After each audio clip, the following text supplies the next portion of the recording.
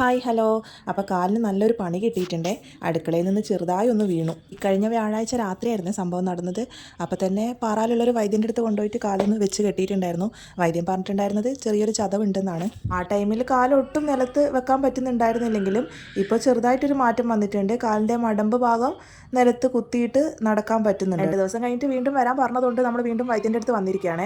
നമ്മൾ ഉച്ച ടൈമിൽ പോയതുകൊണ്ട് തന്നെ അവർ ഭക്ഷണം കഴിക്കുന്നതുകൊണ്ട് കുറച്ച് സമയം വെയിറ്റ് ചെയ്യേണ്ടി വന്നു. എന്നെയും കൂടെ കൂട്ടിയതുകൊണ്ട് അവൻ അവിടുന്ന് കുറച്ച് നേരം കളിക്കുന്നുണ്ടായിരുന്നു. അത് കഴിഞ്ഞ് വൈദ്യൻ ഉള്ളിലേക്ക് വിളിച്ചു. നമ്മൾ ഉള്ളിലേക്ക് കയറിയതിന് ശേഷം ആദ്യം കെട്ടിയതൊക്കെ വൈദ്യൻ പതുക്കെ അഴിച്ചു മാറ്റിയിട്ടുണ്ടായിരുന്നേ. കാൽപാദവും വിരലൊക്കെ നന്നായിട്ട് നീര് വെച്ച് വീങ്ങിയിട്ടുണ്ടായിരുന്നേ.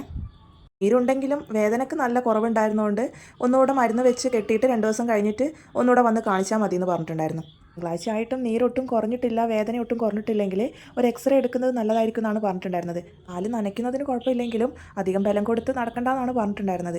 ഈ ഒറ്റക്കാലിൽ നടക്കുന്നത് കുറച്ച് ബുദ്ധിമുട്ടുള്ള കാര്യം തന്നെയാണല്ലേ. ഇതിന് ഈ കാലിൽ വെച്ചിരുന്ന മരുന്നുണ്ടല്ലോ, അത് ഭയങ്കര തണുപ്പാണ്, ശരിക്കും ഫ്രിഡ്ജിൽ വെച്ചെടുത്തതുപോലെ. ഇതിൽ ചേർത്തിരിക്കുന്ന പച്ചമരുന്നാണ് ഇത്ര തണുപ്പ് തരാൻ കാരണം എന്നാണ് വൈദ്യം പറഞ്ഞിട്ടുണ്ടായിരുന്നത്. എന്തായാലും കാലിൽ വെക്കുമ്പോൾ നല്ല സുഖമായിരുന്നു കേട്ടോ. പിന്നെ മരുന്നൊക്കെ വെച്ചിട്ട് നമ്മൾ നേരെ വീട്ടിലേക്ക് പോന്നു. ഇതാണിപ്പോൾ എൻ്റെ കാലിൻ്റെ അവസ്ഥ. ഇനി എത്ര ദിവസം എടുക്കാവോ മാറാൻ.